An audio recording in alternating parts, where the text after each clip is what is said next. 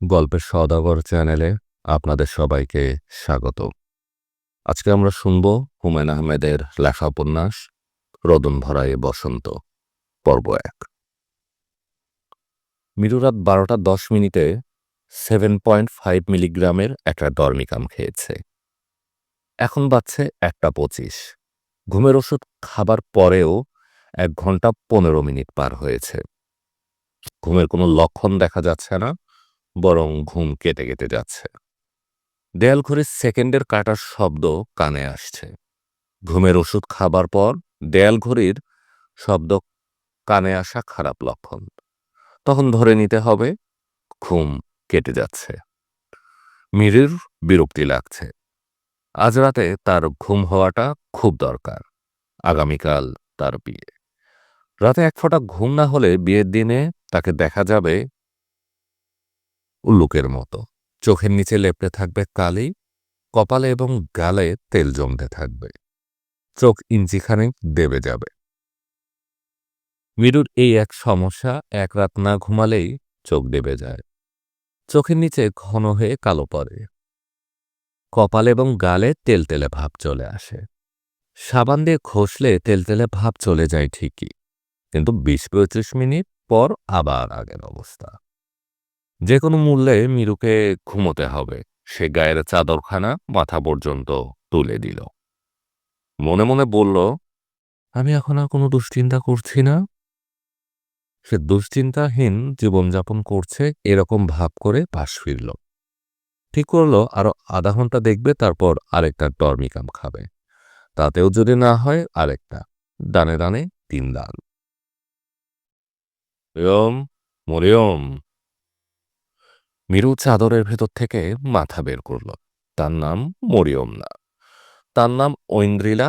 মরিয়ম নাম অনেক আগেই বাতিল হয়েছে, কিন্তু বাবা এখনো মরিয়ম ডাকে। অন্যরা মরিয়ম ভেঙে মিরু ডাকে। মিরু পর্যন্ত সহ্য করা যায়, কিন্তু ২০০৩ সনে মরিয়ম নাম সহ্য করা যায় না। পুরনো ফ্যাশন ঘুরে ঘুরে আসে।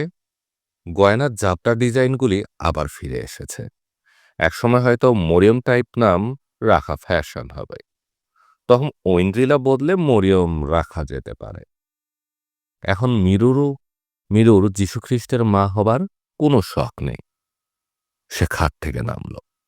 ঘুম ঘুম ভাব চোখে যা ছিল, খাট থেকে নামতে গিয়ে সবটাই চলে গেল। সে বাবার শোবার ঘরের দরজার সামনে দাঁড়াল। দরজা ভেতর থেকে বন্ধ। বাবা, ডাকছিলে? আফজাল সাহেব গম্ভীর গলায় বললেন, ড্রয়িং রুমের দরজাটা বন্ধ কিনা দেখে তারপর ঘুমাতে যা। আমার ধারণা দরজা খোলা। মিরু বলল, বাবা, ড্রয়িং রুমের দরজা বন্ধ, আমি নিজে বন্ধ করেছি। আফজাল সাহেব বললেন, তোকে দেখে আসতে বলেছি, তুই দেখে আয়। এত কথার কি দরকার? কথা বলে যে সময় নষ্ট করলি, তার চেয়ে কম সময়ে দেখে আসা যেত দরজা বন্ধ নাকি বন্ধ না। মিরু বলল, আমি যাচ্ছি। আফজাল সাহেব বিড়বিড় করে বললেন, সে পানি খাবো তবে ঘোলা করে খাবে। দরজা বন্ধ নাকি খোলা আমাকে জানিয়ে তারপর ঘুমোতে যাবে। তোমাকে জানানোর কি দরকার? এত ব্যাখ্যা তোকে দিতে পারবো না। আমাকে জানাতে বলেছি, আমাকে জানাবি। ড্রয়িং রুমের দরজা খোলা। মিরুর কাছে ব্যাপারটা অস্বাভাবিক লাগছে। তার স্পষ্ট মনে আছে সে নিজে দরজা বন্ধ করেছে।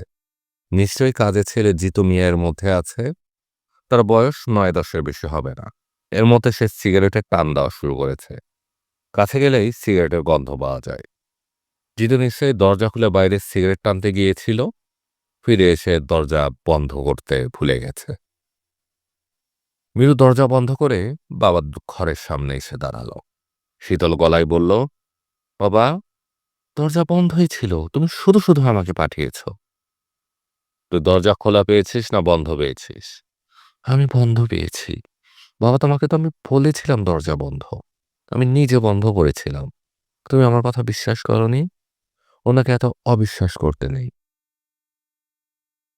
আফজাল সাহেব চুপ করে রইলেন, জবাব দিলেন না। মির ইচ্ছা করে মিথ্যে কথাটা বলল, যাতে তার বাবা কিছুটা হলেও অনুশোচনা ভোগ করেন। অন্তত একবার হলেও মনে হয়, আহারে দরজা তো বন্ধই ছিল। শুধু শুধু মেয়েটাকে ঘুম থেকে তুলেছি। মিথ্যা বলার জন্য মিরুর তেমন খারাপ লাগছে না, বরং ভালো লাগছে। সে গত ১ বছর ধরে ক্রমাগত মিথ্যা বলছে। এখন মনে হচ্ছে মিথ্যা বলাটা তার অভ্যাসে দাঁড় হয়ে গেছে। যেখানে মিথ্যা বলার কোনো প্রয়োজন নেই, সেখানেও সে মিথ্যা বলছে। গত সোমবার সে যাচ্ছিল ইউনিভার্সিটিতে। তার মা জাহেদা বললেন, "কোথায় যাচ্ছিস?" মিরু বলল, "এক বান্ধবীর বাসায় যাচ্ছি।"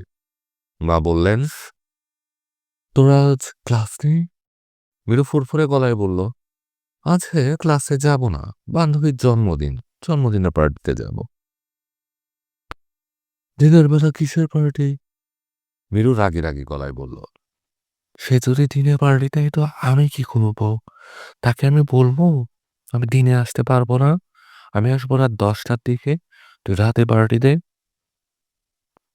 জায়দা অবাক হয়ে বললেন, "ঝগড়া করছিস কেন?"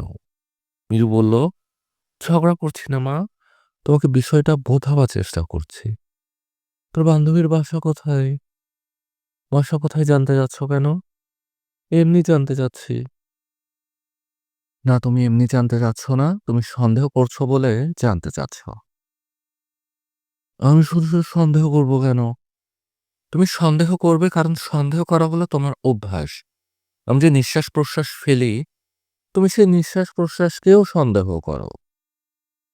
এক কাজ করো তো, চট করে শাড়িটা বদলে একটা ভালো শাড়ি পরো।" "কেন?" মৃদু শান্ত গলায় বলল, "তুমিও যাবে আমার সঙ্গে, নিজের চোখে জন্মদিনের উৎসব দেখবে।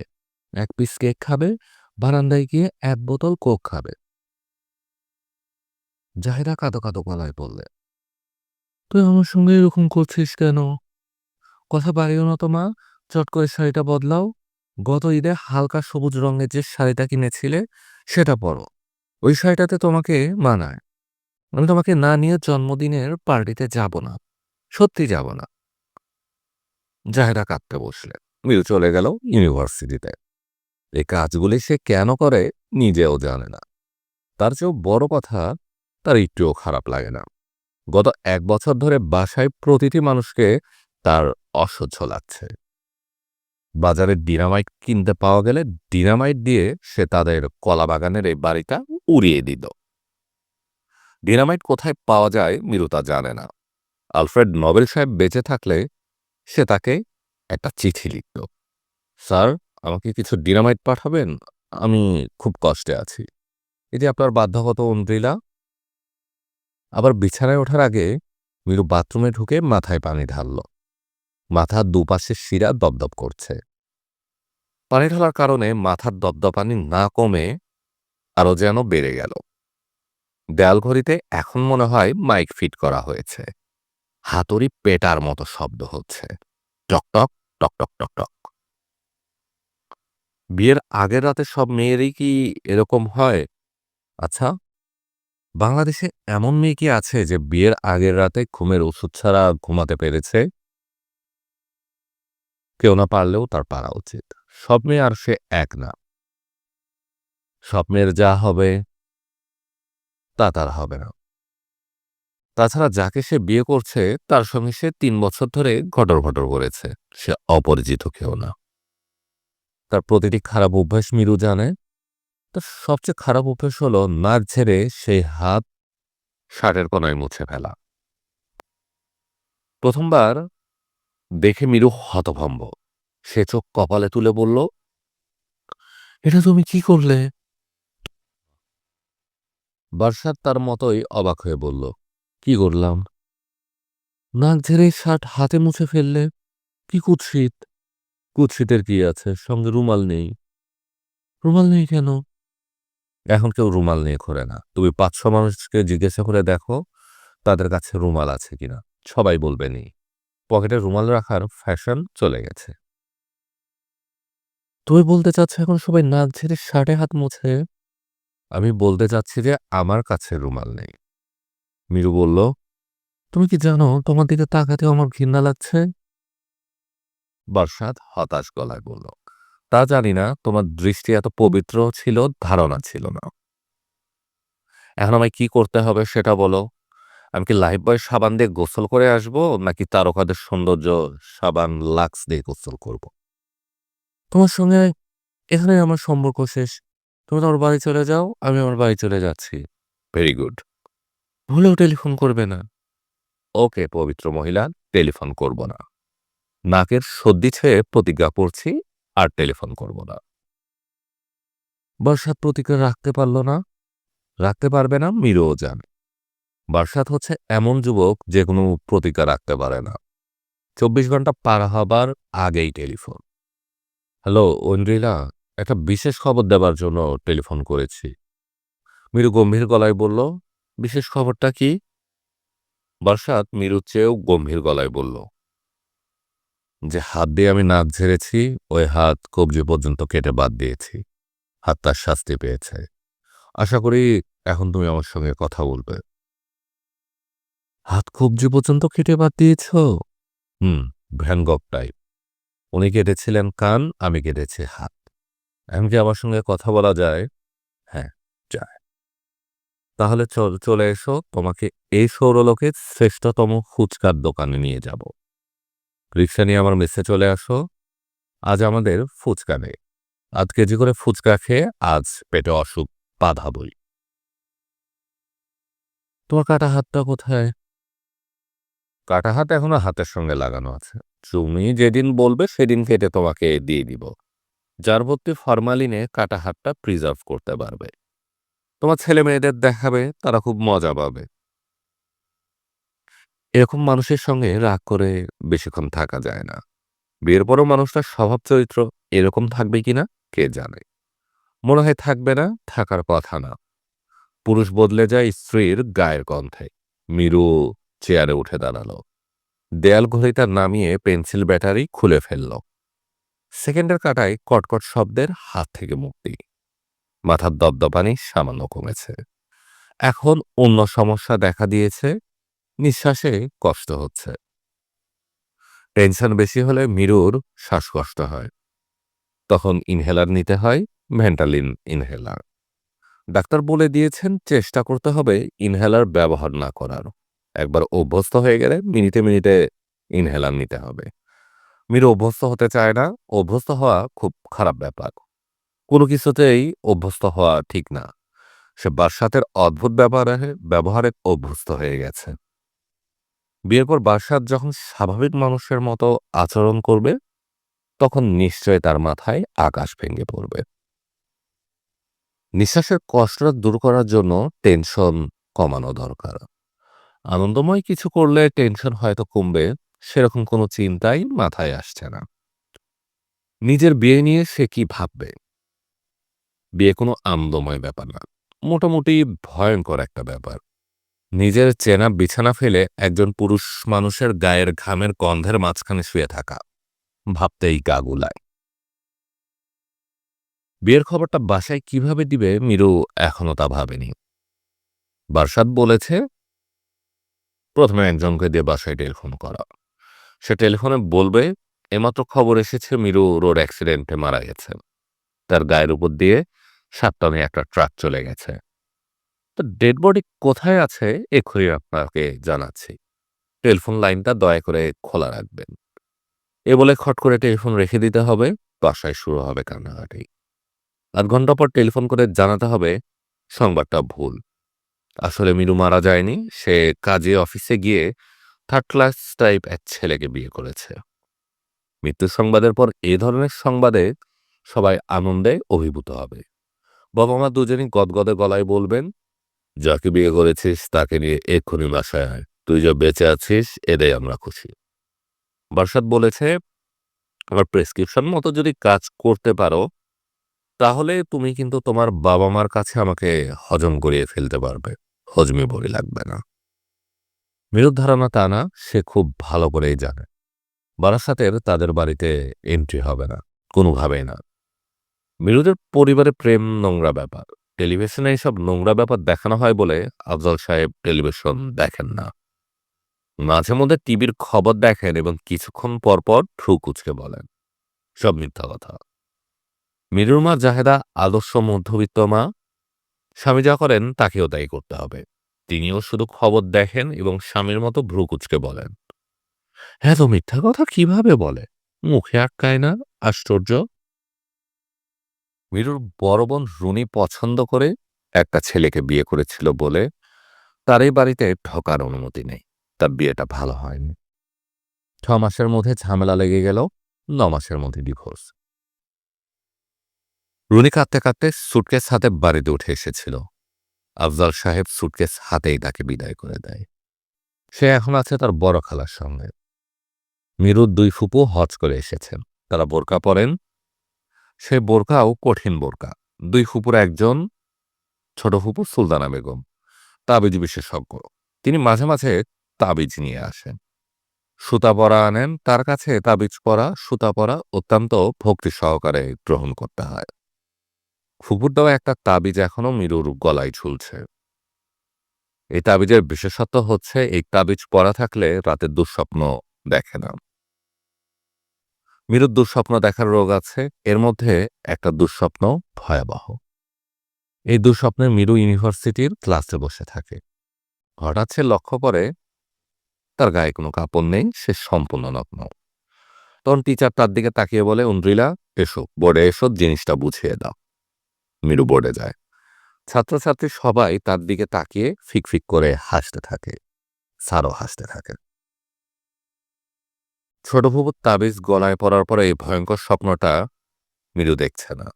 এটা তাবিজের গুণ নাকি দুঃস্বপ্ন দেখা রোগ মিরুর সেরে গেছে কে জানে।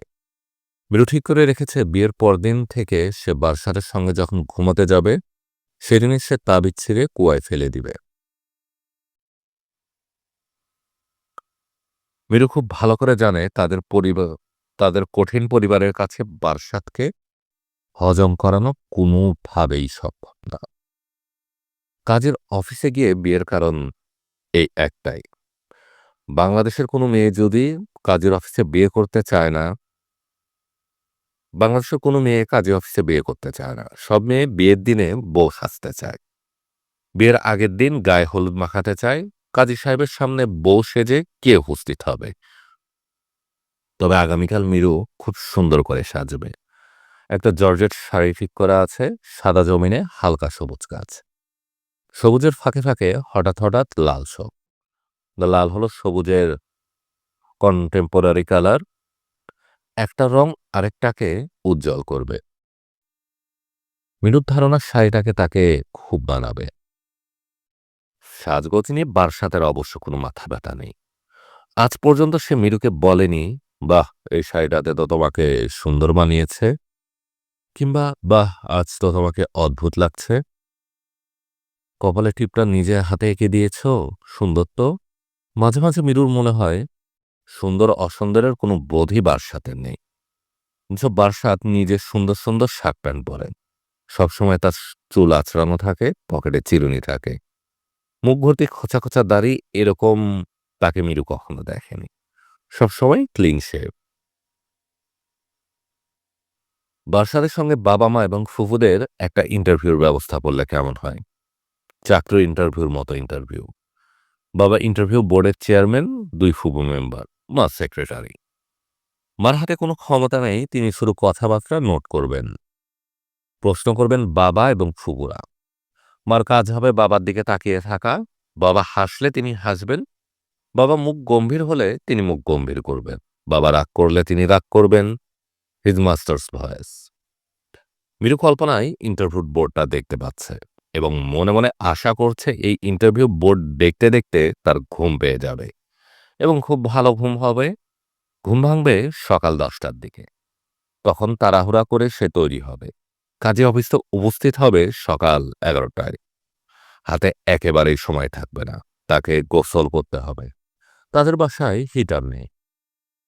গোসলের জন্য পানি গরম করতে হবে। আচ্ছা, কাল কি হবে তা কাল দেখা যাবে। এখন বরং ইন্টারভিউ বোর্ডে কি হচ্ছে তা দেখা যাক। তোমার নাম? স্যার, আমার নাম বারশাদ আলী। বারশাদ আবার কেমন নাম? আমার নানা জান রেখেছিল। নামের অর্থ বৃষ্টি। আমি হচ্ছি বৃষ্টি আলী। পড়াশোনা কি? এমএ পাশ করেছি, সেকেন্ড ক্লাস ফোর্থ হয়েছিলাম। বিষয় ফিলোসফি। এখন করছো কি? চাকরি-বাকরি তেমন কিছু জোগাড় করতে পারিনি। অল্প কিছুদিন একটা ইন্স্যুরেন্স কোম্পানিতে কাজ করেছি। আমার এক বন্ধুর মামার ট্রাভেল এজেন্সি আছে, সেখানে কিছুদিন বসেছিলাম।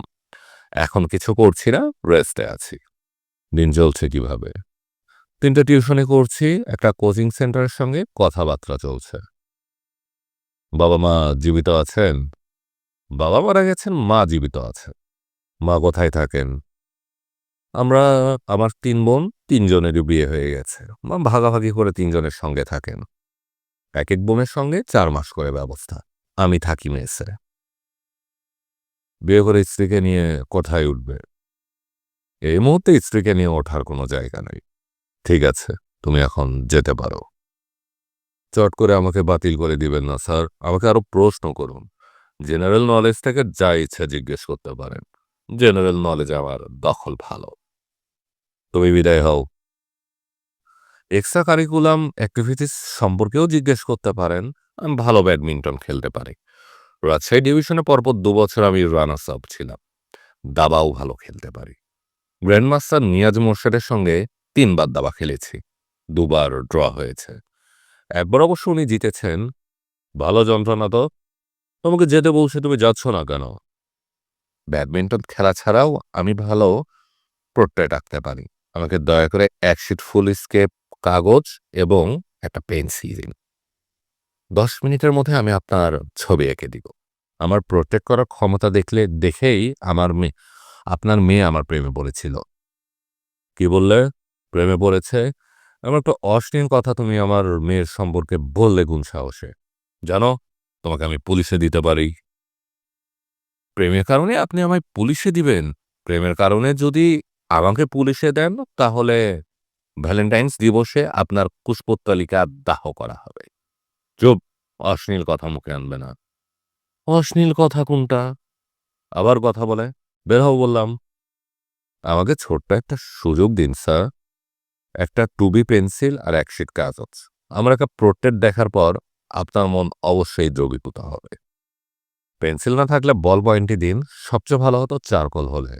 স্যার, ১ টুকরা কয়লা কি জোগাড় করা যায়? মীরু উঠে বসল। ইন্টারভিউ বোর্ডের কথা ভাবতে গিয়ে তার ঘুম পুরোপুরি চলে গেছে। আজ রাতে আর ঘুম আসবে বলে মনে হচ্ছে না। ঘুমের চেষ্টা করার কোনো মানে হয় না, বরং এখন গরম ১ কাপ চা বানিয়ে খাওয়া যায়। এইচবিও মুভি চ্যানেলে মুভি দেখা যেতে পারে। অনিদ্রা রোগীদের জন্য মুভি চ্যানেলগুলো খুব ভালো। ইনসমনিয়া চ্যানেল চালু করলে চমৎকার হতো। পৃথিবীর সব অনিদ্রা রোগী আগ্রহ করে এই চ্যানেল দেখত। মৃদু চা বানিয়ে নিজের শোবার ঘরে চলে এলো। টিভির সামনে বসল না। আফজাল সাহেবের ঘুম খুব পাতলা। টিভি ছাড়লেই তিনি জেগে উঠবেন এবং বিরক্ত গলায় বলবেন, কে? টিভি ছেড়েছে কে? তার চেয়ে বরং চা খেতে খেতে অন্য কিছু ভেবে সময় কাটানো যাক। সুলতানা ফুপুর সঙ্গে কাল্পনিক কথোপকথন। কঠিন ইসলামিক মহিলা হয়েও সুলতানা ফুপুকে মীরুর ভালো লাগে, কারণ এই ফুপু বিস্মিত হতে ভালোবাসেন। অতি তুচ্ছ জিনিসেও তিনি বিস্মিত হন। বোরকা পরে বের হবার আগে ঠোঁটে গাঢ় করে লিপস্টিক দেন, চোখে মাস্কারা, রোজ দিয়ে গালে লালচে আভা আনেন। ফুপুর সঙ্গে কাল্পনিক কথাবার্তা শুরু করা যাক। ফুপু এসেছেন। মীরুর হাত ধরে তাকে নিয়ে গেছেন বারান্দায়। গলা নিচু করে তিনি বললেন, এসব কি শুনছি মীরু? কি সর্বনাশ! কি শুনেছ ফুপি? কোন এক বদ ছেলের সঙ্গে নাকি তোর খাতির হয়েছে? বদ ছেলে তোমাকে কে বলল? যেসব ছেলে মেয়ের সঙ্গে খাতির করে তারা অবশ্যই বদ। ছেলের সঙ্গে মেয়ের ভাব হবে না? ভাব হবে, বিয়ের পর ভাব হবে। বিয়ের আগে কিসের ভাব? যা শুনেছি তা কি সত্য? হুম। কি সর্বনাশ! তুই তবা কর। তবা করার মতো কোনো পাপ করিনি তো ফুপু। বেগুনা পুরুষের সঙ্গে ঘুরে বেড়াচ্ছিস, এটা পাপ না? আমার তো এখন সন্দেহ হচ্ছে তোরা গা ঘেঁষাঘেঁষি করে রিক্সায় বসেছিস। তোমার সন্দেহ ভুল না ফুপু। আমরা প্রায় রিক্সায় চড়ি। গায়ের সঙ্গে গা লাগে। হুম। যা এক্ষুনি অজু করে আয়। এক্ষুনি তোকে তওবা করাবো। ছেলেটাকে তোমার পছন্দ হবে, খুব ভালো ছেলে। ও যারা মেয়ের সঙ্গে এক রিকশায় ঘুরে বেড়ায়, সেই ছেলে ভালো। তুই কি পাগল হয়ে গেলি? পার্সাদের সঙ্গে ১০ মিনিট কথা বললে তুমিও পটে যাবে। পটে যাবে? কিরকম কথা? এ ধরনের নোংরা কথা আমার সঙ্গে বলবি না মিরু। তোর মুখে নোংরা কথা মানায় না। তোর নোংরা কথা বললে যে ওজো ভেঙে যায় এটা জানিস? পার্সাদকে তুমি ১৫ মিনিট সময় যদি দাও, তাহলে সে তোমার প্রোটেক্ট করে ফেলবে। সে প্রোটেক্ট দেখলে তোমার চোখ কপালে উঠে যাবে। প্রোটেক্ট করে ফেলবে মানে কি? প্রোটেক্ট কি? তোমার ছবি এঁকে ফেলবে। এমন সুন্দর মনে হবে যে ক্যামেরায় তোলা। ছবি আঁকা তো খুবই গুনার কাজ। গুনার কাজ না সওয়াবের কাজ আমি জানি না। তবে তার আঁকা ছবি দেখলে তোমার আক্কেল গুড়ুম হয়ে যাবে। ছবি আঁকা কিভাবে শিখেছে শুনবে? না। আহা শোনো না। বাসার একদিন গিয়েছে নিউ মার্কেটে ফার্মেসি থেকে অ্যাসিডিটির ওষুধ কিনবে। ওর মারাত্মক অ্যাসিডিটি। যাই হোক ওষুধ কিনতে গিয়ে দেখে ফার্মেসির সামনে এক লোক মেঝেতে বসে ফটোগ্রাফ দেখে দেখে পেন্সিলে ছবি আঁকছে। 1 ফুট বাই 1 ফুট ছবি এঁকে দেয় ১০০ টাকা করে নেয়। বাসার লোকটার পাশে বসলো, ২ ঘন্টা ছবি আঁকা দেখলো। তারপর কাগজের দোকান থেকে কাগজ কিনলো, পেন্সিল কিনলো। মেসে ফিরে নিজের পাসপোর্ট ছবি দেখে একটা ছবি আঁকলো। খুবই সুন্দর হলো ছবিটা। এই তার শুরু। ছেলের ধৈর্য আছে। এটা ধৈর্য না, একদম ক্ষমতা। কোনো কিছু করতে হলে শুধু ধৈর্য হয় না, ক্ষমতা লাগে। বর্ষা ছবি আঁকার ক্ষমতা নিয়ে এসেছে। নিজে বুঝতে পারেন। তবে সে প্রোটেক্ট ছাড়া আর কিছু করে না।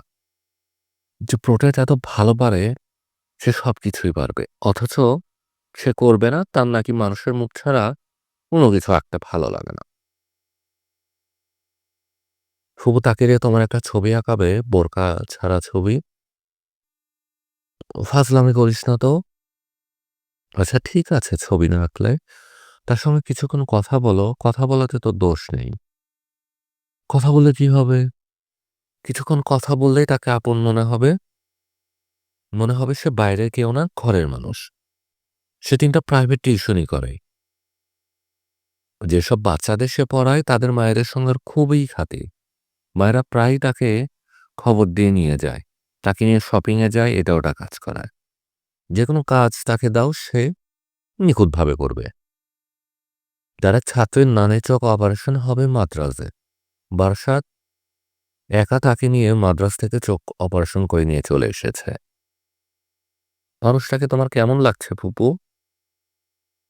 নাইগাছ খইগাছ টাইপ লাগছে। এক ধরনের মানুষই আছে যাদের নিজের কোনো কাজ থাকে না। তারা কাজের জন্য অন্য উপর লেপ্টে থাকে।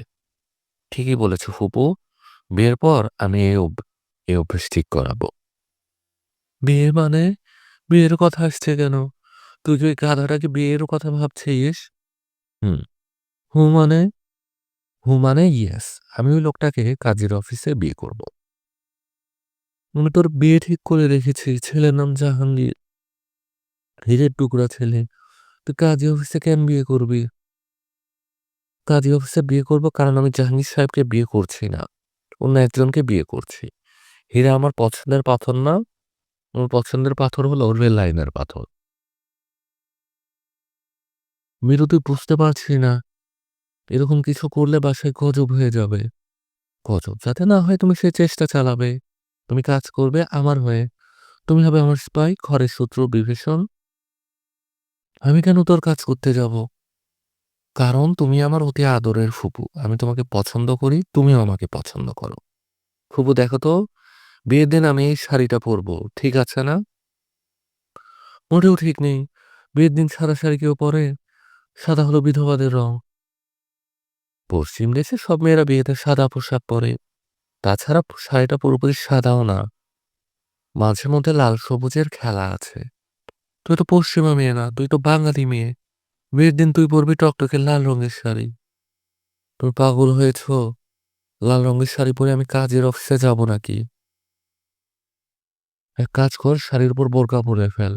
তাহলে কেউ বুঝবে না। এই বুদ্ধিটা খারাপ না। ঘোমটার নিচে খেমটা নাচ। গল্পের সওদাগর চ্যানেলে আপনারা শুনছিলেন হুমায়ূন আহমেদের লেখা উপন্যাস রোদনভরা এই বসন্ত পর্ব ১।